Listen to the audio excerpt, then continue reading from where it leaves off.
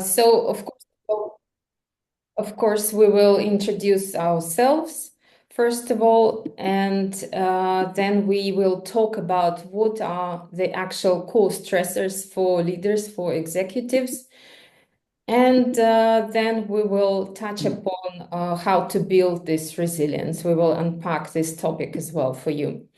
Today, we will have time at the end of our webinar for Q&A session.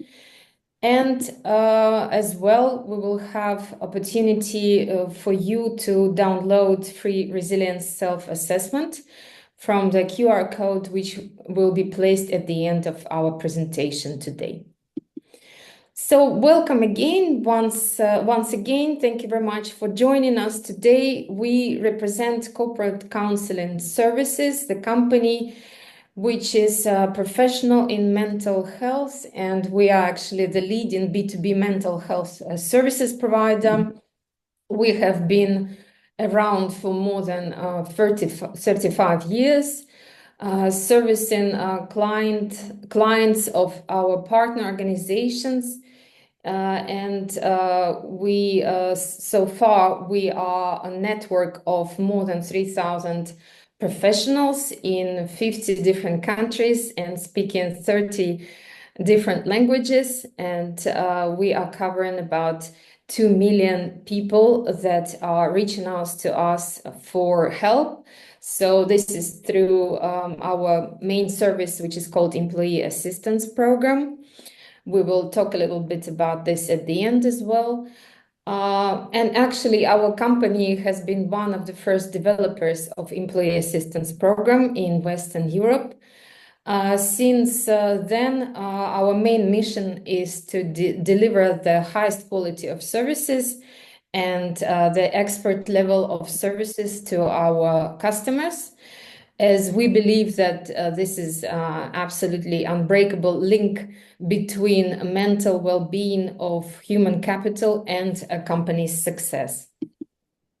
So let's introduce who we are and start introduction with our expert, Mohamed Lamaa. Mohamed, hello. Please introduce yourself. Where are you based and which languages you speak? Thank you so much. Hello, Nadia, and everyone. Thank you so much for having this opportunity and for everyone finding the time to join our call today. My name is Mohamed Lamaa. I'm a clinical psychologist and clinical psychotherapist as well. I'm the clinical supervisor with CCS for over 15 years now, almost.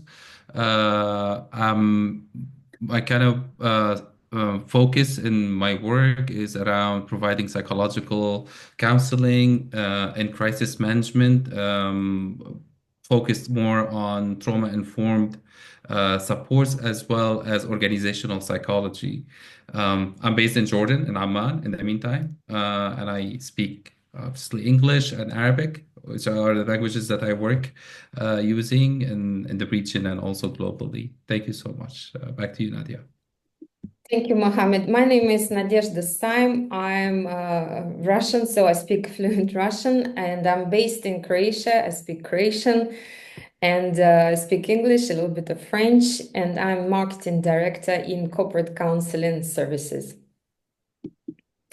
And we have also Birger Oldorf with us. Birger, please introduce yourself. Yes, welcome everyone, and thank you for joining us today. Well, I'm helping Mohamed today guide you through this session. I am actually joining as a business development director of CCS. But before doing that, I've had the privilege for years working with leaders across mainly corporate and insurance sectors, always with a focus on global health programs. My passion is really optimizing health strategies, ensuring efficiency, and obviously at the end of the day, driving return of investment for these corporates. So I've done this globally. I now live in Switzerland. I'm a German national. But I've done this globally. I've lived on 3 continents. And I'm really looking forward for this session, and especially your questions. in the Q&A later to see a little bit what drives you into this session and in your daily life as executives, or maybe people who have to deal with executives in this challenging world. But actually, I'm the last one on the slide, so I just switched to the topic actually, because it's not really about us. It's really about you, executives, or your executives. And if you allow me, I would just jump into the session and challenge Mohamed a little bit, because this was mentioned a little bit before, core stressors for executives. What makes, and this is a question to you, Mohamed, and I'm sure you're going to dive in, what makes executive different, right? Why are they different to other employees? I'm not saying that they're better, etc., but what makes them different, and what stresses them? What are the factors that impact their efficiency today, maybe tomorrow? Yeah. Yeah, thank you so much, Berger, for this question. And if we look, just not to avoid naming the obvious, but executives, they have to make lots of decisions. So we notice as psychologists providing support to executives globally that there's a common core stressors that they face. We have decision fatigue. So like we're gonna talk a little bit more about that, but also isolation and stigma that comes around stress and stress in the kind of role that they do. And also we see ambiguity when in hybrid work. So these are main core stressors that constantly and repeatedly shown when working with executives in our field. Okay. So actually, let's dive into these three stressors actually that you mentioned, and when talking decision fatigue, it's probably something not only as an executive, but it's really something that affects organizations in general. Is maybe if you could just elaborate on how does it impact on one side, and what are strategies, evidence-based strategies, that you have found particularly effective in helping executive overcoming this. So, and let's call it differently. Decision paralysis is maybe another word that fits to that. So, Mohamed, please. Yeah, well, definitely. So uh, part of the role of the executive is to making really big decisions all the time. And not necessarily about the big decisions specifically, but also about the frequency of making these decisions. Having to be decisive all the time is draining mentally, neurologically, and psychologically, and also emotionally. So we make decisions from an area in our brain that calls the prefrontal cortex. So constantly having to be activated in the prefrontal cortex, which is located in the frontal lobe of the brain. That could lead to wearing out your mental capacity as an executive. So we see that kind of requirement for executives leads into the what we call decision fatigue, or whatever other terms. And thank you for adding this example, because I remember the first time that I faced the seriousness of that kind of phenomena or symptoms or of decision fatigue is working once with an executive having to deal with the loss of almost $2 million for dealing with the consequence of postponing making a decision because of that overwhelming experience of constantly having to deal with that. And when it comes to how to mitigate this, I guess maybe we can um, uh, go through that later on as we talk about the other core stressors, if that's okay. Mm-hmm. Sounds Yeah. like a very cost impacting stressor, actually, because it is Oh, an yeah. executive not making decisions. It's actually not making his job, or only part of his job. So probably very impactful. Now, the next one is pretty obvious. Yeah. An executive who doesn't make a decision might need to talk to that. But when I read isolation and stigma, one of the stressors Mm, is, well, mm. stigma, right? So what Yeah. does it really mean? And maybe as well, and this is to the audience as well, um, if you could just reflect during the session or even after, and share with your experience in this area, and maybe strategies as well that you have. We're welcome to discuss this afterwards as well. But Mohamed, how does this isolation, and what does isolation mean actually these days, right? It's Yeah. in a room, and if you could just elaborate on that, please. Yeah, that's a very good point to talk about when it comes to about isolation and stigma, because there's a correlation between these two definitions to a certain extent. Um, when we talk about isolation, isolation is it's an emotional experience. So I'm here sitting in a group of people and I don't feel like I can connect to them because there's what's happening within me as cognitively and emotionally is kind of hidden to a certain extent, and that's the overwhelming experience. So stigma can feed into isolation, but also can reproduce. So isolation can reproduce stigma as well. So when we talk about that for executives specifically, we talk about the pressure that executives have to deal with to constantly being showing up as strong, composed, not vulnerable in any ways.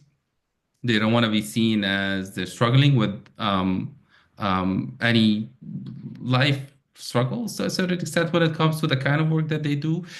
Also, because of the responsibility that they hold on themselves, going back to the decision making in the beginning, is that they're making decisions not only for themselves, they're making decisions for the organization and corporates, they're making decisions for their teams that will impact the teams and the the impact of the impact goes on.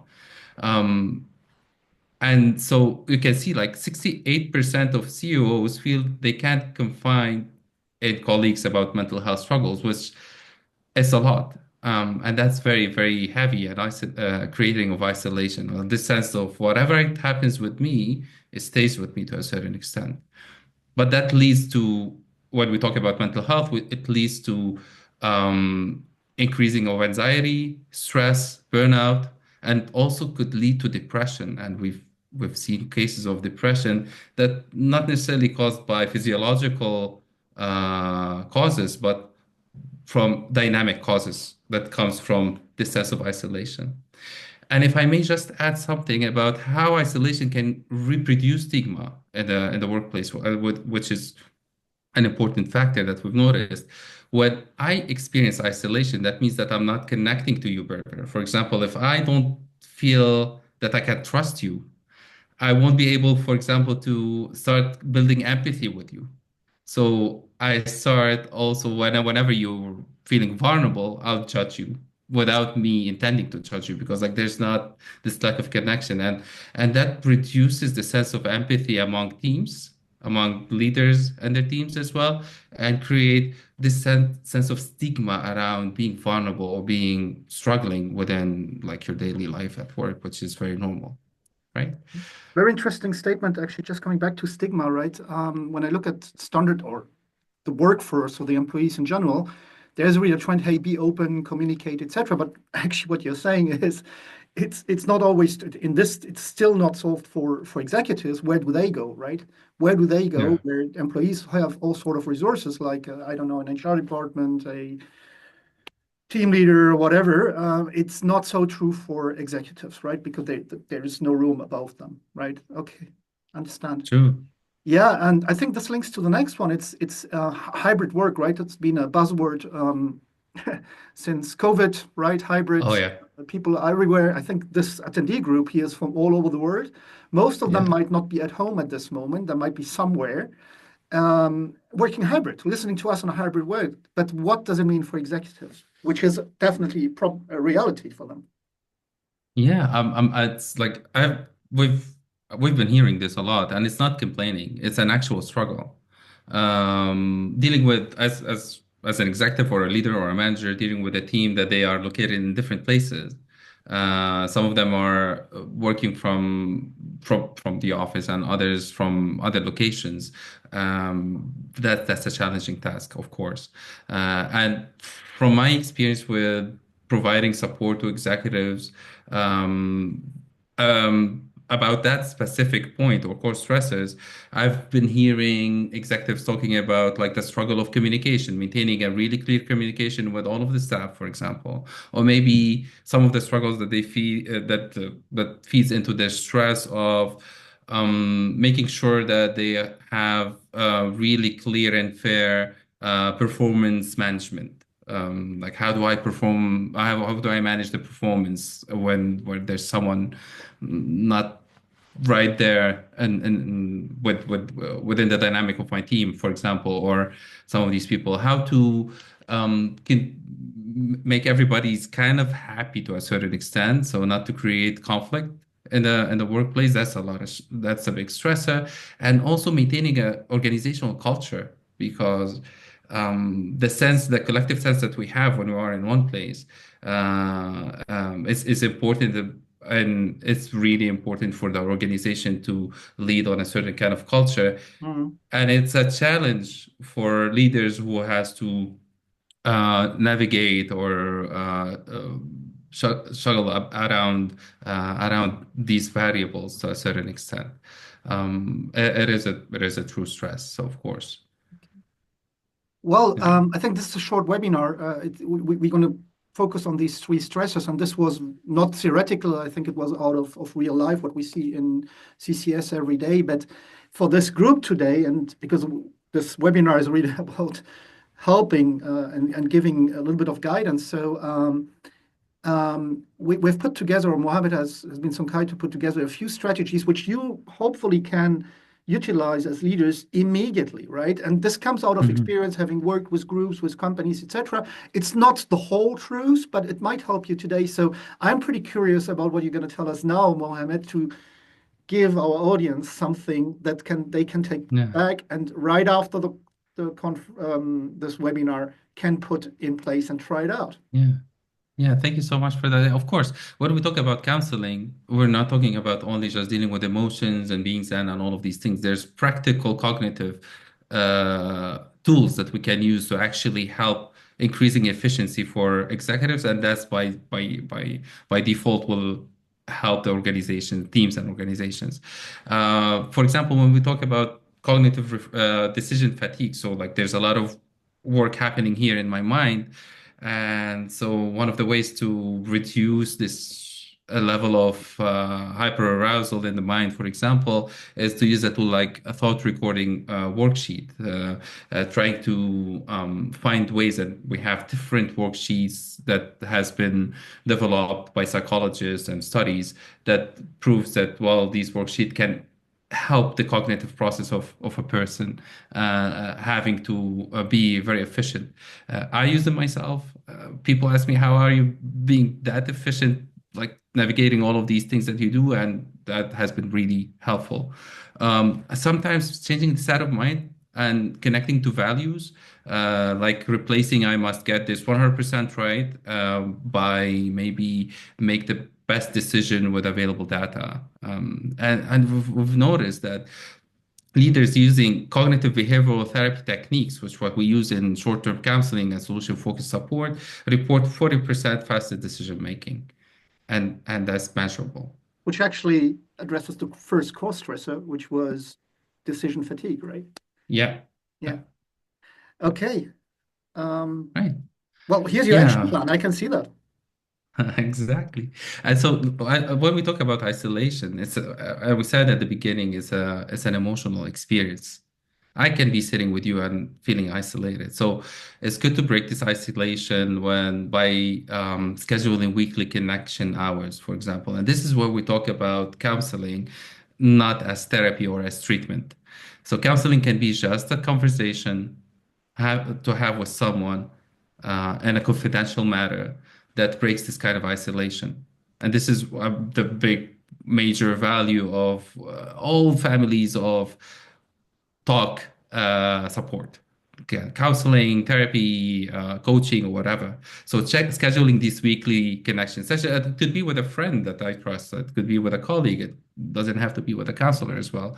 There's also apps now that can help with that. So confidential apps where I can do a check-in session or a second call with a counselor on these apps, or journaling is not mentioned here, but like doing a little bit of journaling. So there's plenty of techniques that helps and tools that has been developed along the years that helps us dealing with these kind of experiences that we have, so we can reduce the level of stress and burnout.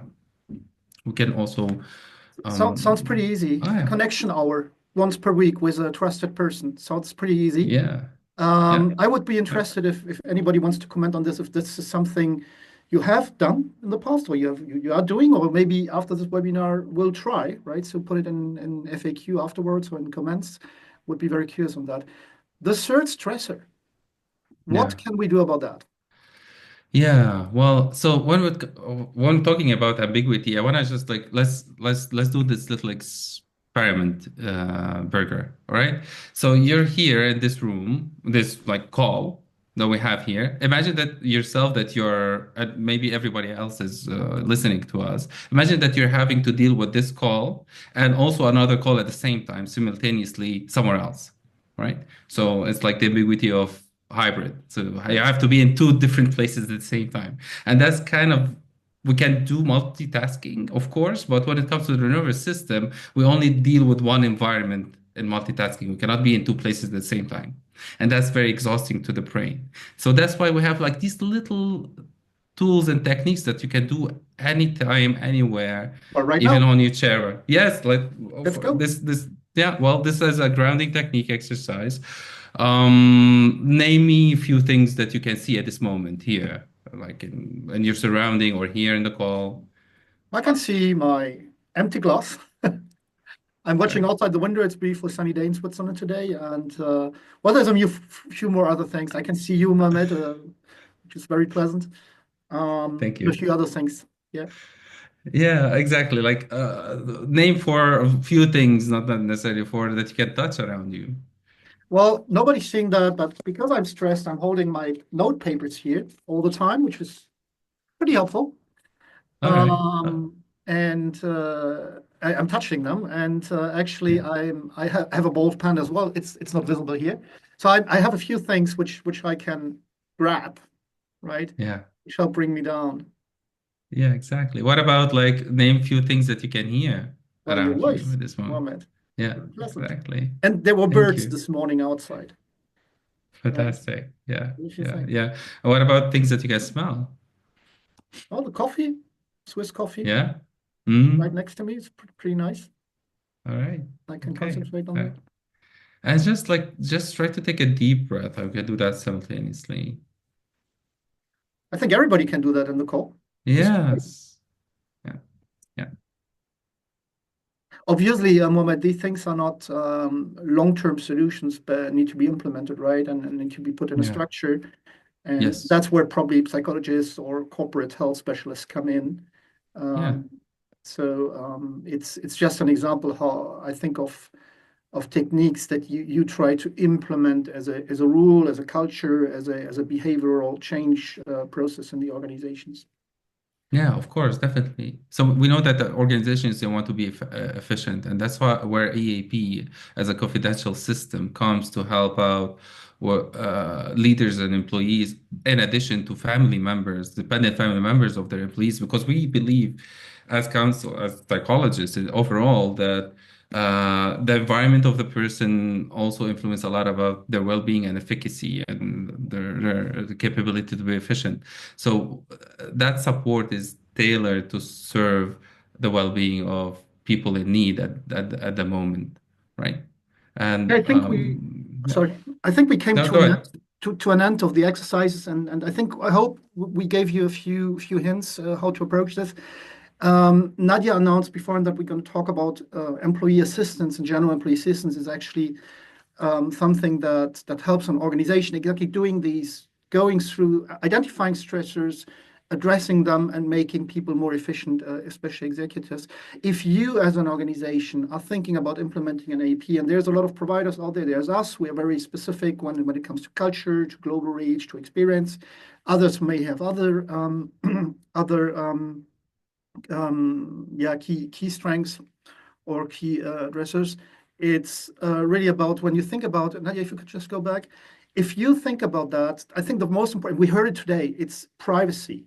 Executives need to be sure that their data, whatever they say, remains where it should remain and does not go somewhere else, right? Not to their team, not etc. So I think data privacy and the way the actual process works is something you should really look at, right? Anonymity needs to be guaranteed. Language plays a role, culture plays a role. We have a lot of people here from different parts of the world, and people address mental challenges in a different way and want to be treated that way. So this is actually what organizations need to look at, and maybe you as a leader as well, when you look for mental health assistance for your teams. Now, a last word on EAP. It's not just a nice to have these days. And I think hopefully you heard that as well. It's a must, right? And it's not just a benefit. It's actually a strategic imperative. It changes the world, right? You make 40% more efficiency of your leaders. You foster decision making, etc. So when evaluating, so it's actually really driving performance, and it's part or should be integrated in your culture. So it's not just a click, right? Here's a phone number, call. Think about it. Speak to your employee providers.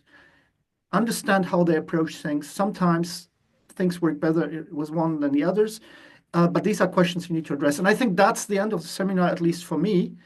And Mohammed, we're looking forward for your questions. And I think, Nadia, if you could just wrap up from your point of view.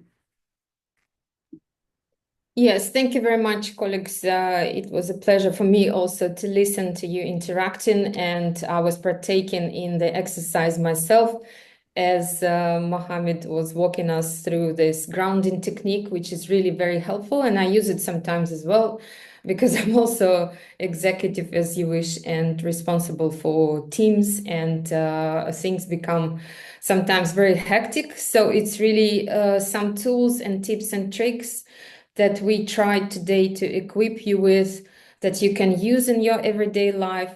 But of course, what we provide within our organization on a corporate B2B level is much more as well. That is within employee assistance program service, which is our core service, but also other services which are surrounded as well. So we're going to be talking about it a little bit more after. Probably we'll jump into Q&A session. So if you have any questions so far, or you are maybe thinking about some comments, you are welcome. This is the time now to jump in and raise your hand, and we would be happy, and our speakers would be happy to answer your questions. So we have had some really good questions come through. I'll start with the first one that came from Alberta. So thank you for the question, Alberta, which was, what does CBT mean? Yes. Shall I take this one? All right. Thank you, Alberto. So CBT means cognitive behavioral therapy. It's a school of counseling that focuses a lot on the cognitive and behavioral. So we use it a lot in providing short-term solution-focused support, because it's targeted when it comes to finding solutions, and it's like a kind of reprogramming of human being to a certain extent, and using the capacity that has in the mind, the abstract and the value system and all of these things, and the awareness that comes from how we're behaving. And there's a lot of neurology as well in that, but it's just a school of therapy that we use for short-term solution-focused support.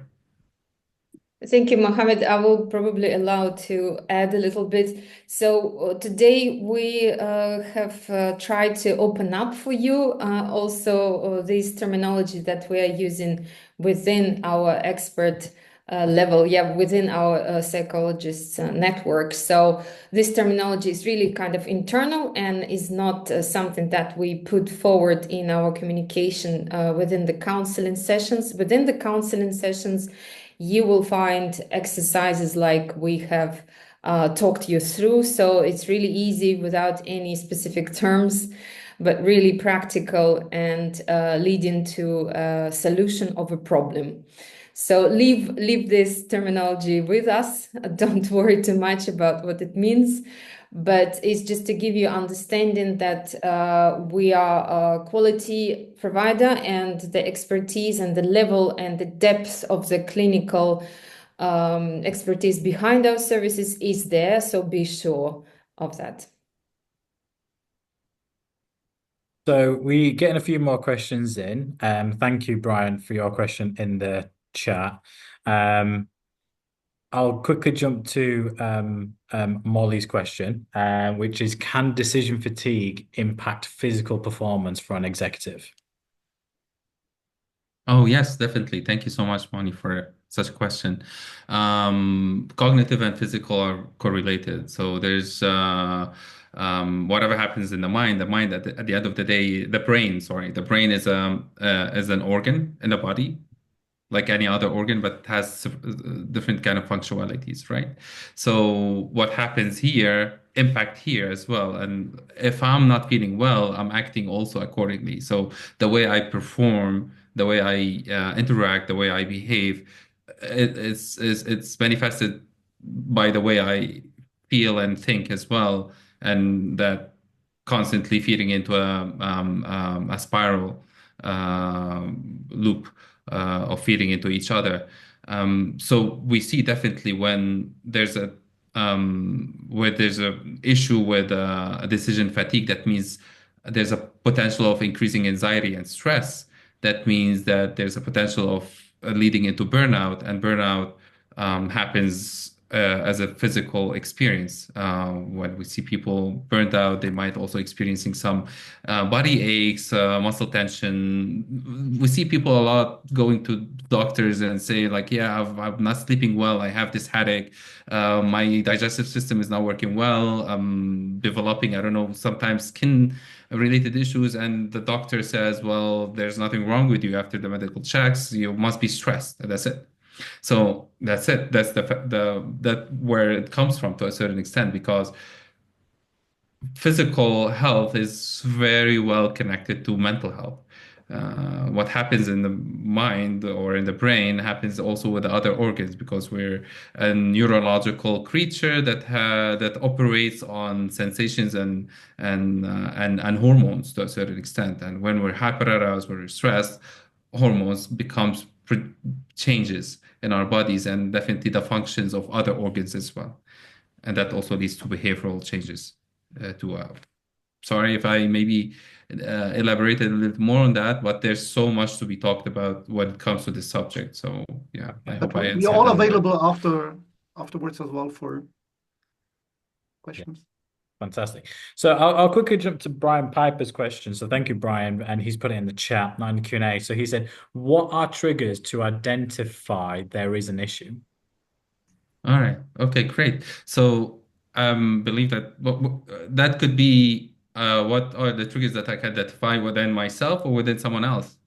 So when we talk about high stress or burnout as a condition, because it's not a disorder, of course. So we talk about change of the way we experience life, uh, physically, mentally, emotionally, and behaviorally. So when we start, like, for example, some of the signs that we notice with executives or any other person experiencing these kind of things, high sense of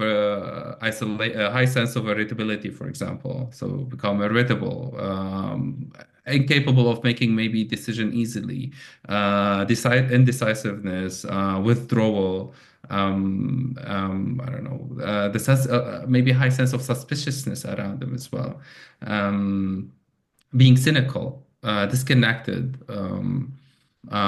anxiety, sometimes some emotions that we cannot actually identify, but it's like overwhelming. And these are more difficult to identify than the physical symptoms, because physical symptoms also are signs that's being given by the body to us, like change in sleep or eating habits, increasing of alcohol intake or smoking or self-medicating strategies that we have in place. Being, I don't know, our social dynamics changes. So we see a lot of people, they either withdraw or become a little bit more clingy towards their social or work environment to a certain extent. So plenty of symptoms that can start showing up mildly along the way and then increases if it's not being tackled very well. So one of the things that we do in counseling is to train people to start realizing these signs on an early stages, so they don't have to actually deal with it when it's like overwhelming.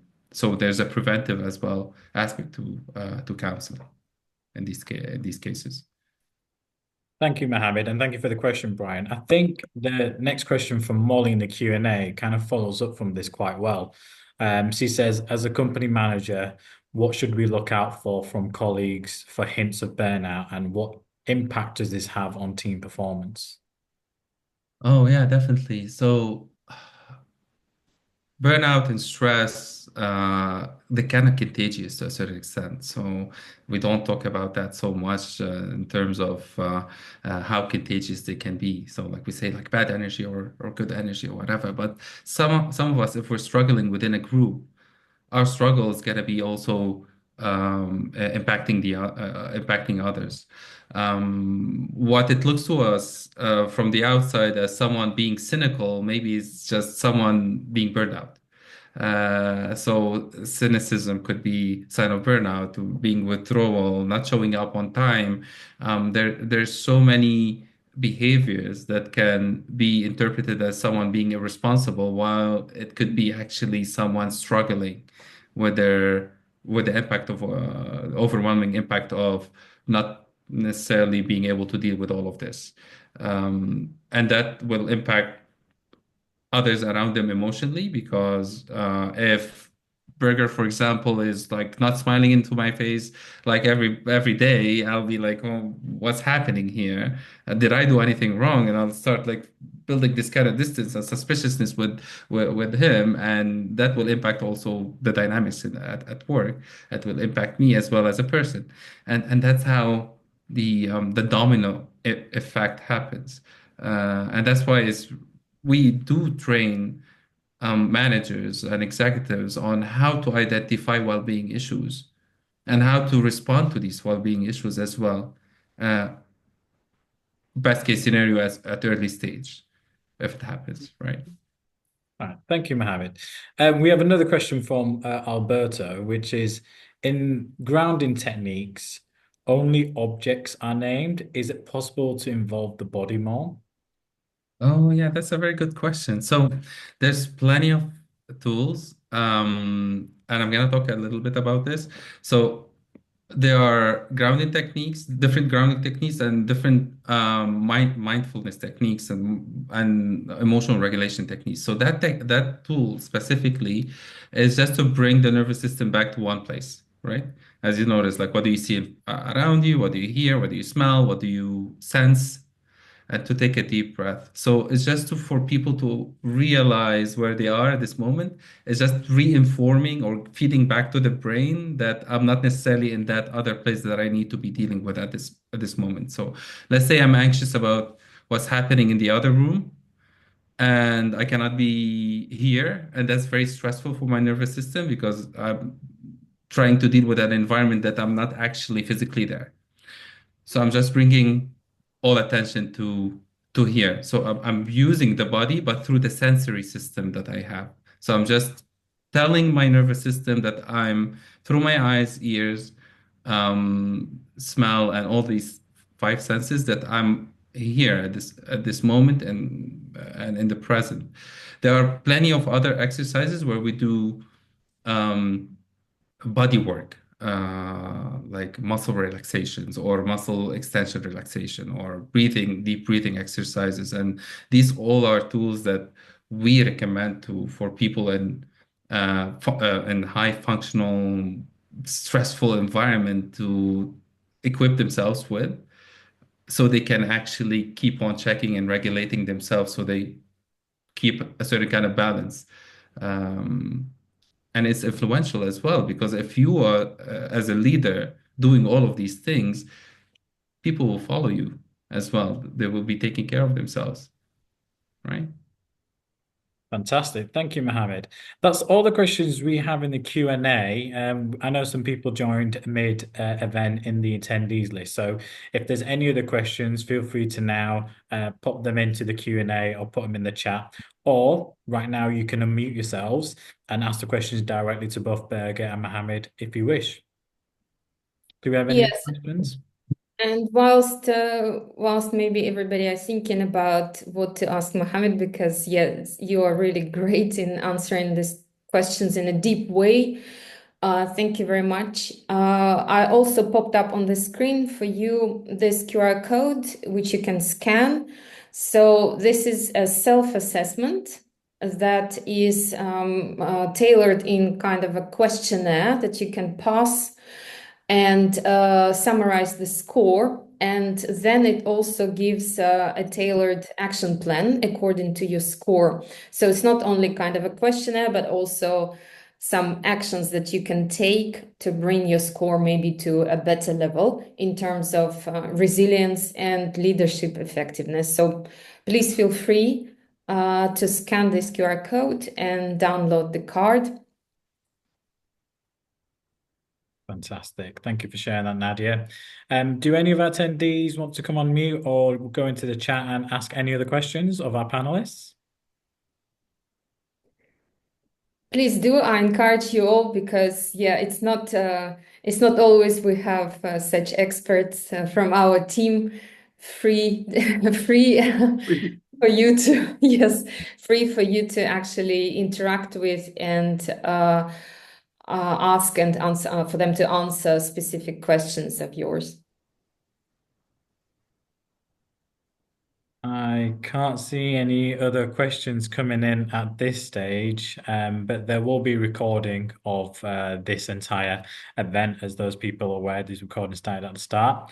I'll pass it now on to Nadia to close the event out. Yes, thank you very much indeed for attending and for discussing with us today this very important topic, because after all, we're all looking up to leaders, we're looking for their guidance, and it's really for them to build this resilience, to stay strong against the stressors that are hitting us in these modern times, especially every day, all day long, and it's up for leaders to show this example how to deal with these stressors, and then we can actually take this example and follow. So we remain open for your further questions and interactions that you might have. Here on the screen, we put up our website that you can have a look at, browse some information. We have different information in the blog section as well. You can also follow us on LinkedIn page. You can subscribe to our newsletter. And of course, we will be thanking everybody for attendance. Like Mani said, following up with the email with this presentation and recording. So we remain open, and thank you very much once again for attending, and have a great day.